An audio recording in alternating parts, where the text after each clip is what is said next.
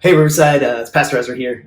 Just wanted to reach out to you, give you a little update on where we're at as far as gathering together as a church. Our plans to be able to come back together for worship at the property. I just want to begin by apologizing. I think that we a little more communication as we headed into the green phase might have been helpful. I know I got a few texts and some people reaching out, kind of wondering, wanting some clarification on where we were at as a church in this new phase. And I apologize for the delay. Part of the reason for the delay was we were planning this prayer gathering that we had this past Friday at 6 p.m. at the church. We did it in the back parking lot. It was, in a lot of ways, it was a powerful time to get together and pray about all the things that are going on in our nation. But it also served the function of being a test run to see what it's like for us to gather. What are some of the challenges? And can we do it in a quality way in the back parking lot? And we were really encouraged by what we found for the feedback that we got from the people that came out.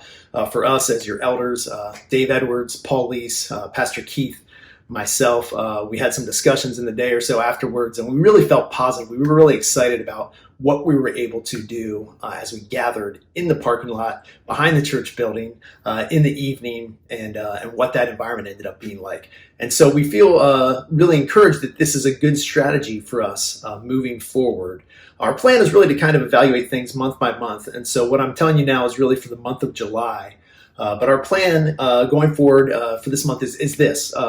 On Sunday mornings, we're going to continue to provide online content in the same way that we've been doing for the past several months. There will be an online message that's pre-recorded. There will be online worship that's available for you to use in your home. We encourage you to continue to do that. We want to make that available, especially for people that maybe are sick or that are high risk, don't feel comfortable coming out to the church. We want them to still be able to have a full experience of worshiping with the Riverside community, hearing the same message. If you are healthy and you feel comfortable, we would encourage you to consider maybe beginning to do some watch parties. Maybe invite somebody over to your home, somebody from the church or a friend or neighbors. If you kind of miss that fellowship experience and being able to sing with other people and get together, that would be a great way to do it. Invite people into your home and be able to have those conversations, that engagement, and be able to watch the message together. So that we want to encourage that for Sunday mornings throughout the month of July. In addition, we're going to continue to do these outdoor gatherings together throughout the month of July. They'll be on the weekends in the evening. For the most part, we're gonna target Saturdays at 6 p.m. But we're a little bit, it depends on the weather because we're meeting outdoors, and so we kind of have to take what the weather gives us from weekend to weekend. And so we could flex to Friday or Sunday evening, depending on what's going on. For example, this weekend, Saturday is the 4th of July holiday. And so for this weekend, the next thing that we're planning is actually for Friday the 3rd, Friday, July 3rd. We're planning to have a gathering at the church building, 6 p.m. in the back parking lot. And we'll continue to communicate out to you what the planned gathering times are going to be through the rest of July. But keep in mind, we're going to have to watch the weather, and if it looks like the weather is not going to cooperate, we'll have to be a little bit flexible with that. And so we're excited about this. Let me tell you a little bit about the experience if you weren't there on Friday night. We asked everybody to park in the field lot across the street, to wear masks on their way in. As they're coming in, we were able to set seats up in the back parking lot that are 6 feet apart in clusters, 1s, 2s, 3s, 4s, depending on the size of your group and your family. You can also feel free to bring your own chairs. Several people brought their own camp chairs, which is totally fine if you'd like to do that. Once you're in your seat and you're distant from people, we're outdoors. You can feel free to take off your mask if you want to do that to be more comfortable, to sing along with the worship band. We have a full worship band. We're able to sing loud. We're able to play loud. It's really great. We were able to take Lord's Supper together. We had individual cups and bread that are individually wrapped that enabled us for the first time in several months to be able to take Lord's Supper together. And so that was really powerful. And then we asked people to put their masks back on their way out. I also know we allow cars to park down either side of the parking lot. And so if you have young kids and you wanted to do more of a tailgate experience with your kids and kind of keep them confined into the car. I know my kids did that for part of the service on Friday. It worked out really well. They popped the back hatch. They were in the car. They were able to play, look at their devices, color, eat snacks, but they're still there. And so that's an option that would be available for families as well. And so there's some creative ways that I think that we can make this into a really fun and enjoyable experience. The other great thing is that there's enough space for our whole church to gather. So if everyone wants to come at the same time, there's enough room back there that we could spread chairs out. Everybody could be appropriately social distanced and come and experience it all together at the same time. And so we're excited about all of those things. Just to address a couple of questions that you might have, I know lots of churches are in the process of regathering. They're taking different strategies and approaches. Some are going back into their buildings. And it was a unique decision for us. We have to look at what best serves the Riverside community.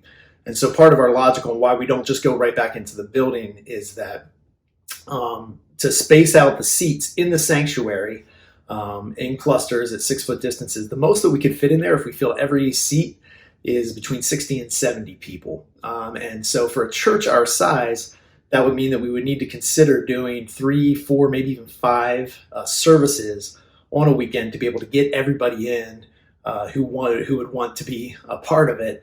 Then you run into the logistics of how do you decide who's going to which service, and the logistics of cleaning in between the services.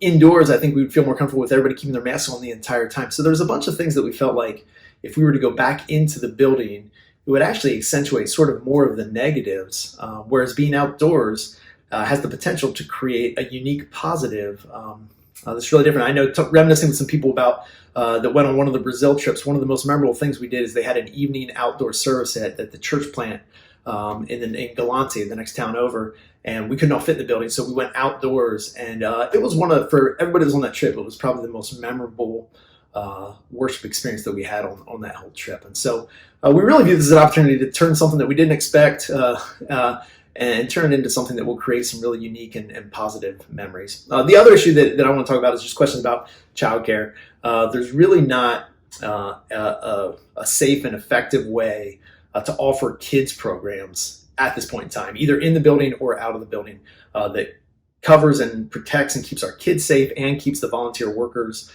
safe. Social distancing is really hard with kids; they don't get it, and to just clean every surface and kids like put things in it, right. It's just and from what we've seen, most churches are not trying to tackle childcare at this point. And so the wisest thing that we feel for our community is to continue to do family style worship service. So even in the outdoor gatherings, we're going to encourage you to have your family there with you to provide maybe some entertainment, bring some things for them. And we found that the outdoor environment actually was a little bit better for family worship than what the indoor is. Like kids making noise and stuff, it doesn't really matter as much. So I'm sure there's probably other questions that you have. I want to try and be as open and transparent.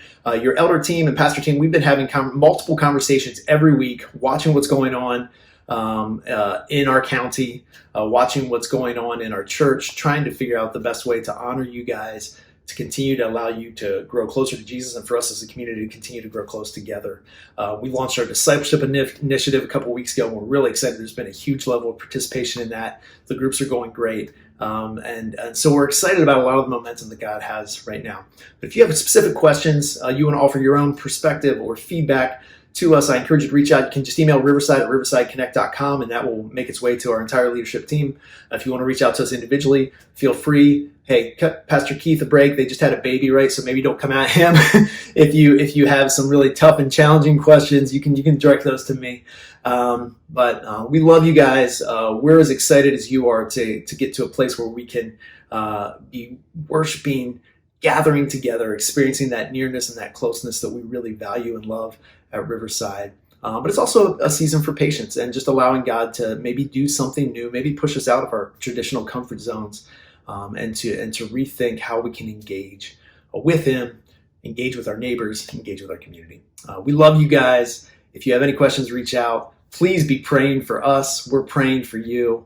And we're just going to watch and see what God does. We hope, if you're able, that you can join us this Friday at 6 p.m. at the church for our next outdoor worship gathering.